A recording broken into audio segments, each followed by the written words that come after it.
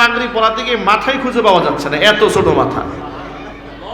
সুবহানাল্লাহ বলে, এত ছোট মাথা যে পাগড়িটা ভালো করে আটে না, 30 পারা কোরআন মুখস্থ করে ফেলেছে। কোরআনে কারীম সংরক্ষণের জন্য আল্লাহ পাক তার সিনাটাকে কবুল করে নিয়েছেন। শত টুকরা করলেও একটা অক্ষর খুঁজে পাওয়া যাবে না। কি করে এত বড় গ্রন্থ তিনি মুখস্থ করেছেন? নবী করিম সাল্লাল্লাহু আলাইহি ওয়াসাল্লামের একজন সাহাবী ছিলেন উবাই ইবনে কাব রাদিয়াল্লাহু তাআলা। উবাই ইবনে কাব হচ্ছেন সেই সাহাবী, কোরআনের আয়াত যখন নাজিল হতো লিখে লিখে যারা সংরক্ষণ করতেন তাদেরকে বলা হতো কাতিবে ওহী, ওহী লিখক। তাদের মধ্যে অন্যতম অনেকেই লিখতেন, যেমন আমির মুআবিয়া রাদিয়াল্লাহু তাআলা তিনিও লিখতেন, ওসমান গনি জিন্নুরাইন তিনিও লিখতেন, ওমর রাদিয়াল্লাহু তাআলা কিছু লিখতেন, শিক্ষিত ছিলেন তারা সকলে। অন্যতম যিনি খুব বেশি লিখতেন তার নাম হচ্ছে উবাই ইবনে কাব, সংরক্ষণ করতেন। নবী করিম সাল্লাল্লাহু আলাইহি ওয়াসাল্লাম একদিন উবাইকে ডেকে বলেন, উবাই আমারানি আযজা ওয়া জাল্লা আন আকরা আলাইকা লাম ইয়াকুনিল লাযিনা কাফারু মিন আহলিল কিতাব। উবাইকে ডেকে বলেন, উবাই মহান আল্লাহ তাআলা আমাকে হুকুম করেছেন আমি যেন কোরআন শরীফ থেকে তোমাকে সূরা বাইয়িনা তেলাওয়াত করে শোনাই। উবাই ইবনে কাব খুব অবাক হয়ে গেলেন। আল্লাহ তাআলা রাসূলকে হুকুম করেছেন আমারে কোরআন শোনাতে।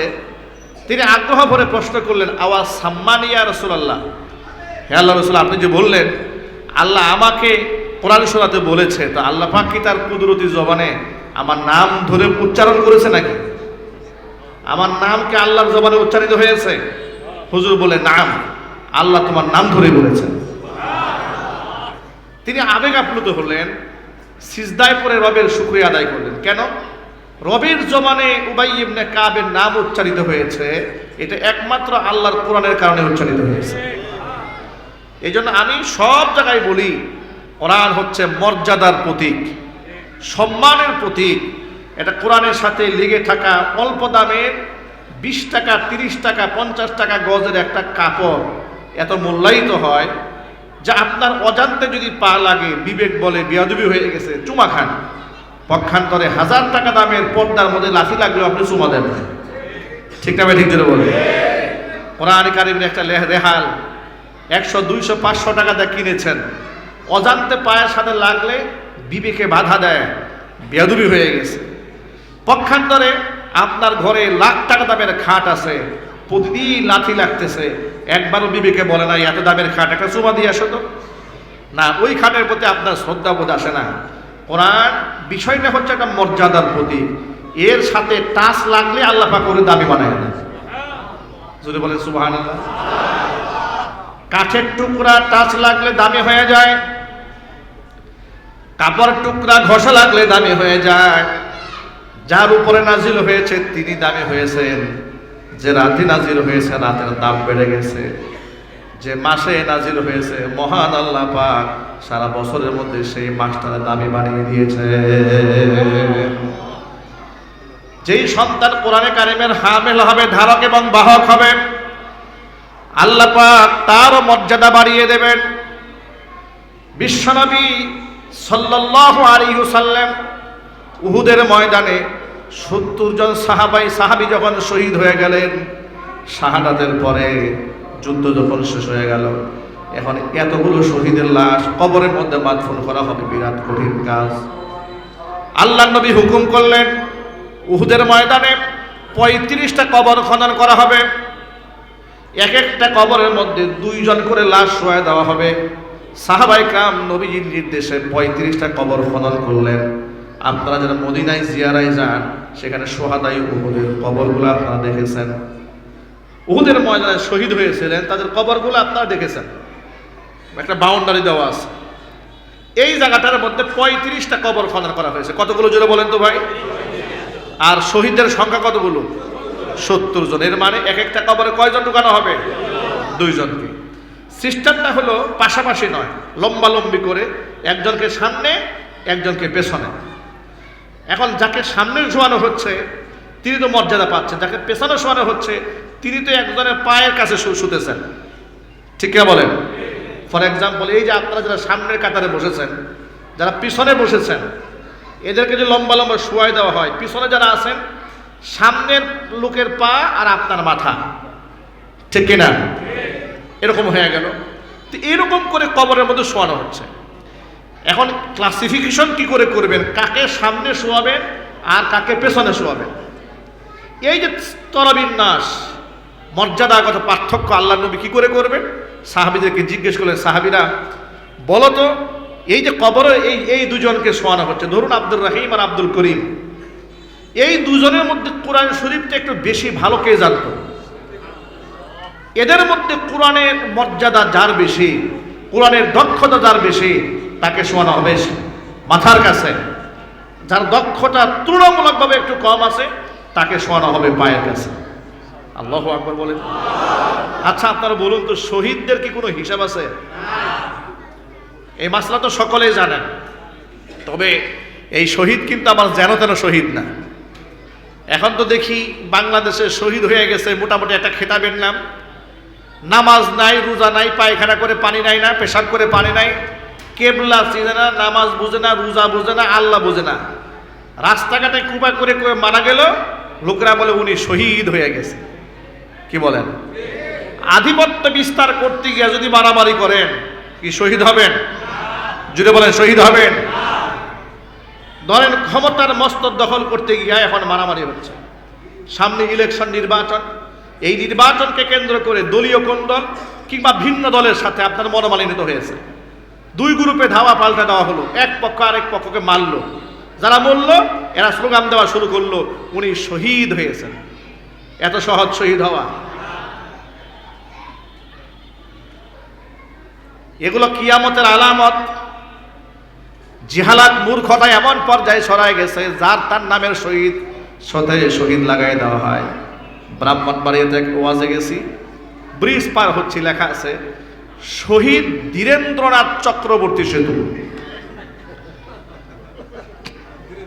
নাম কি? শহীদ ধীরেন্দ্রনাথ চক্রবর্তী সেতু। দাঁড়ায় গেলাম সাইনবোর্ড দেখে, সুবহানাল্লাহ। শহীদ হচ্ছে মুসলমানদের এক মর্যাদার প্রতীক, কোরআন সুন্নাহর ভাষা।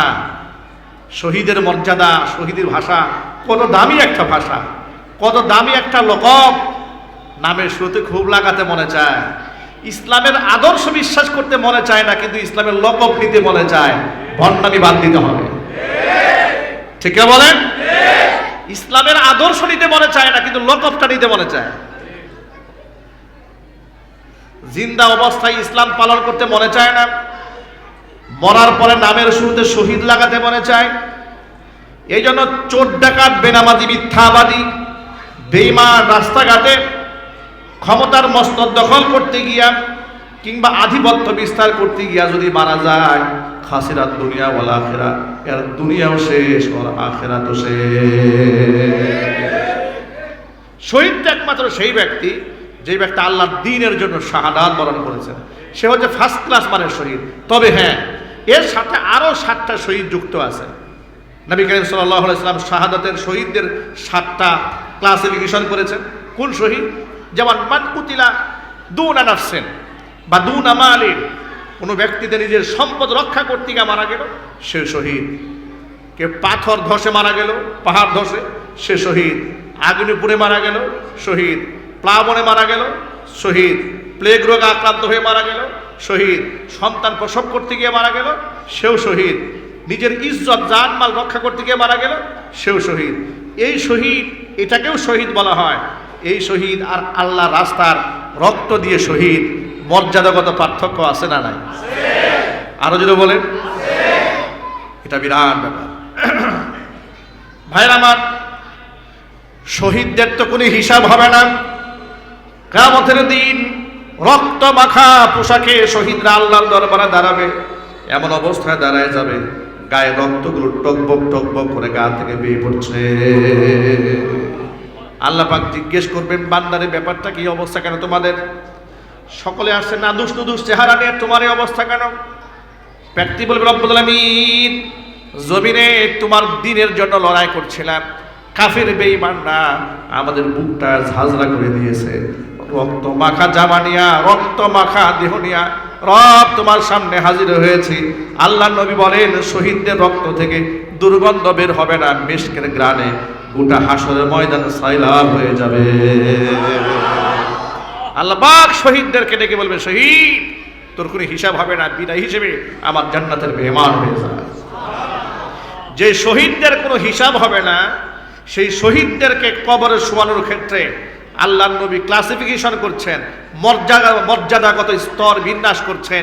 কোরআন শরীফ ভালো কে জানতো তাকে সামনে শোয়ানো হচ্ছে, কোরআন শরীফ একটু কম কে জানতো তাকে পেছনে শোয়ানো হচ্ছে। এই জন্য আমি আমার ভাষায় বলি কোরআন মর্যাদার প্রতীক। কোরআন কিসের প্রতীক? মর্যাদার প্রতীক। আমাদের কপাল কেন পুড়ছে জানেন? আমাদের কপাল এমন পুরা পুড়েছে যে আমরা একটি স্বাধীন সার্বভৌম রাষ্ট্রের মধ্যে বসবাস করি।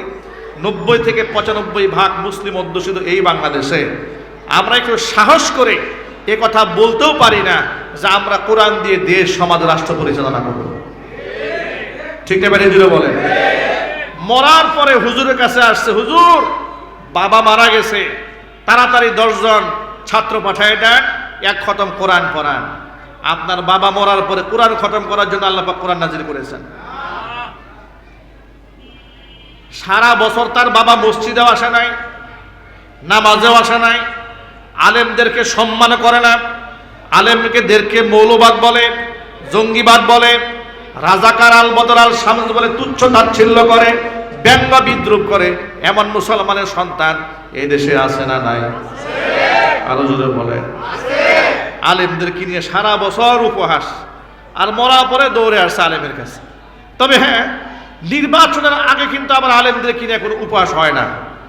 এই যে নির্বাচনের মৌসুম এসেছে না, এখন দেখবেন আমাদের দেশের যত রাজনৈতিক প্রার্থী আছে সব প্রার্থীরা মোটামুটি সাহাবায়ে কেরামের আমল শুরু করে দিয়েছে।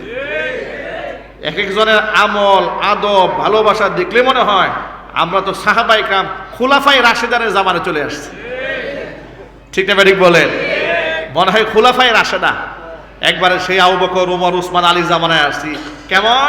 কোনো ভেদাভেদ নাই, রিকশাওয়ালাকে সালাম দিচ্ছে, কুলি মজুরকে সালাম দিচ্ছে, মুসাফা করছে, মুয়ানাকা করছে, এরপরে কৃষকের ক্ষেতে ধান কেটে দিচ্ছে। কথা বলে না কেন? রাস্তাঘাট সুইপারের মতো পরিষ্কার করে দিচ্ছে। আর কত জনবান্ধব, কত জনদরদি।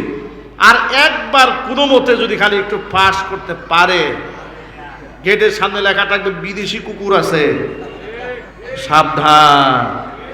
এরপর দেখবেন নেতার ঠেলা কাকে বলে, নেতার পিএস, এপিএস, ড্রাইভার, নেতার ছোট ভাই, নেতার খালাতো ভাই, নেতার শালা, নেতার দুলাভাই। কথা বলে না? নেতার নাতি, নেতার পুতি, নেতার জামা পরে আসছে, নেতার সাথে কি সেলফি তুলেছে, কি দাম, কি বিরাট ব্যাপার স্যাপার। এই ভণ্ডামি বাংলাদেশ থেকে যতদিন বন্ধ হবে না ততদিন পর্যন্ত এই রাষ্ট্রে ইনসাফ কায়েম হবে না। ঠিক কিনা বলেন? এই ভণ্ডামি বাদ দিতে হবে। নেতাদের পা চাটা, গোলামি করা বন্ধ করতে হবে। আমি যুবক ভাইদেরকে বলি, যুবক ভাইরা, যার তার পেছনে দৌড়ানো যাবে না। জীবন কিন্তু একটা, জীবন কিন্তু একটা। টাকায় দেখো রাজনৈতিক কোন্দলে কত জায়গায় মানুষ মারা যাচ্ছে। তুমি যদি বিপদে পড়ো, তোমার নেতা তোমার দিকে ফিরেও তাকাবে না। তার আলামত তুমি একটু খুনি হাসিনার দিকে তাকাও তো। দেখো খুনি হাসিনা 14 গোষ্ঠী নিয়ে পালাই গেছে, কিন্তু তার দলের নিরীহ কর্মীরা জেল কেটে পচে মরতেছে। কথা ঠিক না বেঠিক যেটা বলেন?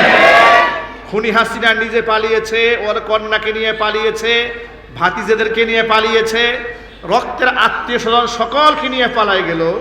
আর যারা তাদের ব্লাড কানেকশন নাই, এই নিরীহ ছাত্রলীগ, যুবলীগ, এদেরকে দিল্লি থেকে ফোন দিয়ে বলে তোমরা রাজপথে নামো, মানে তোমরা পিটানি খাও, কারাগারে ঢুকো, তোরা মর, তোদের রক্তের বিনিময় দেখে আমরা আবার একটু মাস্তি করতে পারি কিনা। এই ভণ্ডামি যুবকদের বোঝা উচিত, কথা বলতে হবে। ঠিক কিনা বলেন? যুবকেরা কার পিছনে দৌড়াও, কার পিছনে দৌড়াও? নেতা তো দুনিয়াতেই তোমার ভুলে গেছে, কাল হাসরের ময়দানে তোমার কথা তো কেউ মনে রাখবে না। এই জন্য কিয়ামতের ময়দানে অসংখ্য লোক নেতাদের পেছনে দৌড়াবার কারণে জাহান্নামের আগুনে পুড়বে। আল্লাহর নবী 1500 বছর আগে আমাদের জন্য সতর্কবাণী দিয়েছেন। নবীজি বলেন, সিনফানি মিন আহলিন নার, লাম আরাহুমা, জাহান্নামের দুইটা শ্রেণী এই দুনিয়াতে আসবে যাদেরকে আমি নবীজি আমার জামানায় দেখি না, ওরা আসবে কিয়ামতের আগে। এর মধ্যে রিজালুম বিআইদিহিম সিয়াতুন কাযনাবিল বাকার ইয়াদরিবুনা বিহান নাস। একটা শ্রেণী হচ্ছে পুরুষ, এমন কিছু পুরুষ তারা হাতের মধ্যে থাকবে গরুর লেজের মতো লাঠি, মানুষদেরকে পিটাবে। মুহাদ্দিসিনে কেরামরা ব্যাখ্যা করে লিখেছেন, হাদিসের ব্যাখ্যা হলো কিয়ামতের আগে দুনিয়াতে স্বৈরা শাসক সৃষ্টি হবে। এমন স্বৈরা শাসক যারা অন্যায়ভাবে মানুষদেরকে পিটাবে, হত্যা করবে, খুন করবে, গুম করবে, এরকম শাসক আমাদের দেশে ছিল না?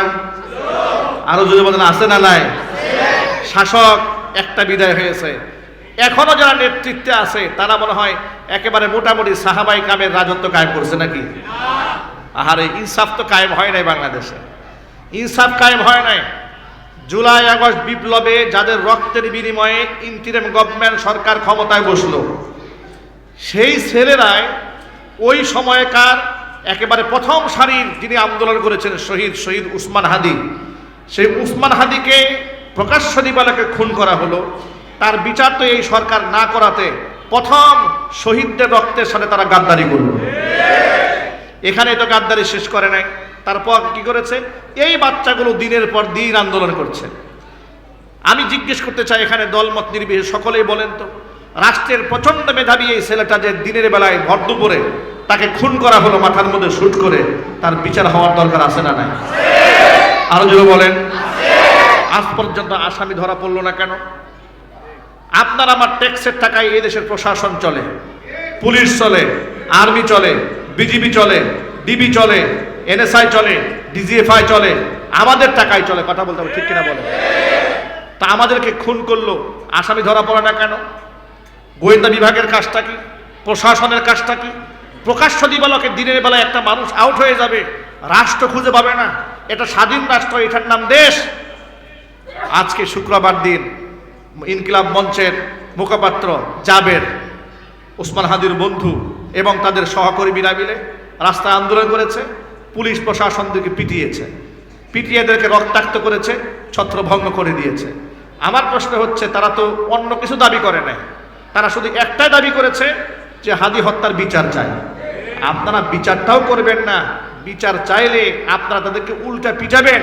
এর দ্বারা তো প্রমাণ হয় এই হত্যাকাণ্ডের সাথে আপনাদের জড়িত থাকার গ্রাণ পাওয়া যায়। কথা ঠিক না মানে জুড়ে বলেন? তারা তো চেয়েছে জাতিসংঘের মাধ্যমে একটা নিরপেক্ষ তদন্ত। আপনারা তদন্তের মধ্যে ভয় পাচ্ছেন কেন? উসমান হাদির খুনিদেরকে ধরার ক্ষেত্রে একটা সঠিক তদন্ত হবে, সেই তদন্তের প্রতি আপনাদের এত ভয় কেন? আপনাদের ভয় এবং যারা বিচার চায় তাদের প্রতি আপনার আক্রোশ দেখে মনে হয় ডাল মে কুচ কালা হয়। তবে মনে রাখা উচিত, ছল ছাতুরি করে অন্তত পক্ষে এই দেশে বাঁচা সম্ভব না। খুনি হাসিনা 16 বছরে এত মেকানিজম করেও টিকতে পারে নাই, আপনারাও টিকতে পারেন নাই, টিকতে পারবেন না। বিচার কিন্তু আপনাদের হবে একদিন এই মাটিতে ইনশাআল্লাহ। প্রিয় ভাইরা আমার, এসব হচ্ছে গণতন্ত্রের কুফল। গণতন্ত্র দিয়ে পৃথিবীর কোনো জায়গায় শান্তি হয় নাই, হবেও না কিয়ামত পর্যন্ত। শান্তি যদি জমিনের মধ্যে কায়েম করতে চান, ইসলাম ছাড়া বিকল্প কোনো রাস্তা নাই। এই জন্য আমাদের এক কথা আমরা বলি, বাংলার জমিনে আমরা কোরআনের শাসন দেখতে চাই। আপনারা দেখতে চান? কারা কারা দেখতে চান? হাত দেখি তো ভাই। মাশাআল্লাহ, আল্লাহ কবুল করেন, জোরে করেন আমিন। এছাড়া বিকল্প কোনো রাস্তা নাই। কিসাসের আইন বাস্তবায়ন করতে হবে, হুদুদের আইন বাস্তবায়ন করতে হবে। চুরি করলে হাত কাটতে হবে, যদি কেউ খুন করে খুনের বদলায় কল্লা ফেলে দিতে হবে।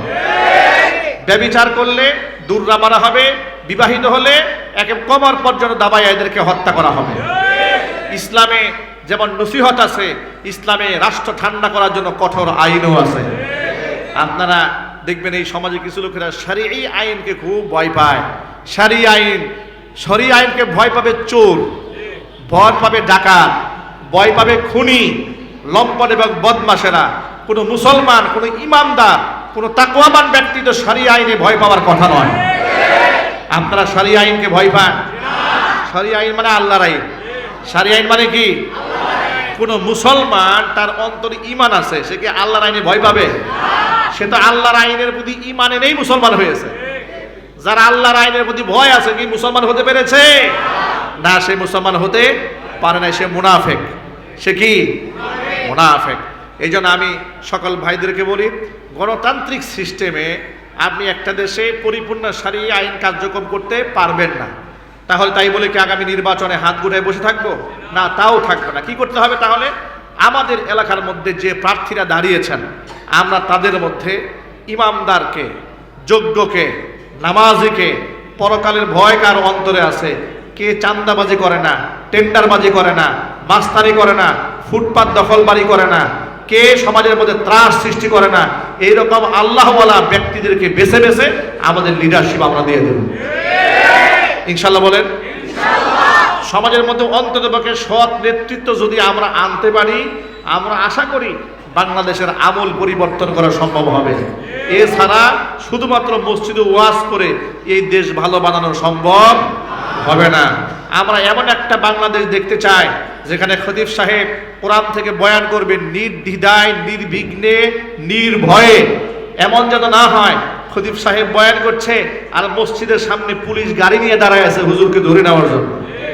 এরকম দেশ আপনারা দেখতে চান? আরো যদি বলুন দেখতে চান? এরকম চিত্র খুনি হাসিনার আমলে হয় নাই? যদি বলুন হয় নাই? এই মসজিদে আমরা জুমার বয়ানরত অবস্থায় গাড়ি নিয়ে আমাদেরকে অ্যারেস্ট করার জন্য সামনে আসে নাই?